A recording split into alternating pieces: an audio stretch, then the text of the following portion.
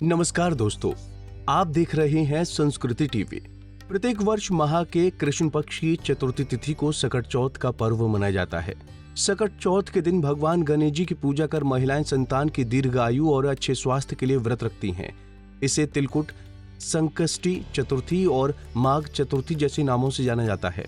आपको बता दें कि इस वर्ष सकट चौथ पूजा का शुभ मुहूर्त पंचांग के अनुसार शुभ आरंभ 29 जनवरी को सुबह 6:10 पर होगा और इसका समापन 30 जनवरी को सुबह 8:54 पर होगा।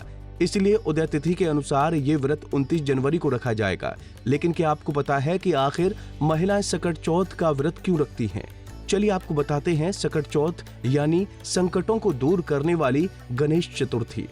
इस व्रत करने से विघ्नहर्ता और संकटों को दूर करने वाले भगवान गणेश जी प्रसन्न होते हैं और आपके सभी कष्टों को दूर करते हैं। इस दिन व्रत करने वाली महिलाओं के लिए पूजा में व्रत कथा करने का सर्वाधिक महत्व है। इंद्रदेव को अर्घ देने के बाद सकट चौथ का व्रत पारण किया जाता है। कुछ स्थानों पर महिलाएं इस दिन कुछ नहीं खाती, वहीं कुछ स्थानों पर महिलाएं व्रत तोड़ने के बाद खिचड़ी, मूंगफली और फलाहार करती हैं। इस दिन शकरकंद खाने का सर्वाधिक महत्व होता है। इस व्रत में काले तिल और गुड़ से बने गणेश का भोग लगाया जाता है और उन्हें चावल बना आटा भी चढ़ाया जाता है। मान्यता के अनुसार ऐसा करने से घर में सुख समृद्धि का आगमन होता है और संतान को लंबी आयु और अच्छे स्वास्थ्य का आशीर्वाद प्राप्त होता है। तो चलिए अब आपको इस व्रत की कथा बताते हैं। संकट चतुर्थी के संबंध में हिंदू धर्म पुराणों में अनेक कथाएं पढ़ने को मिलती हैं। इनमें सर्वाधिक प्रचलित और पौराणिक कथा के अनुसार जब देवताओं पर संकट आया तब वो सहायता के लिए भगवान शिव के पास पहुंचे। उस वक्त भगवान शिव के साथ भगवान गणेश और कार्तिकेय दोनों मौजूद थे। भगवान शिव ने भगवान कार्तिकेय और भगवान गणेश से देवताओं की समस्याओं का समाधान कौन करेगा ये पूछा। इस पर दोनों ने स्वयं को सक्षम बताते हुए संकट का निवारण करने की बात कही।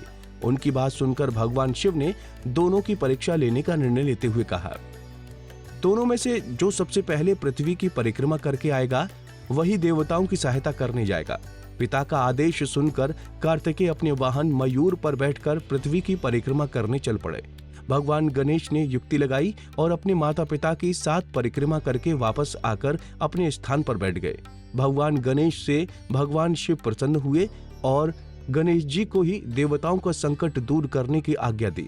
साथ ही ये भी कहा कि चतुर्थी के दिन जो व्यक्ति भगवान गणेश की पूजा करेगा और रात्रि में चंद्रमा को अर्घ देगा, उस व्यक्ति के जीवन के सारे संकट दूर होंगे।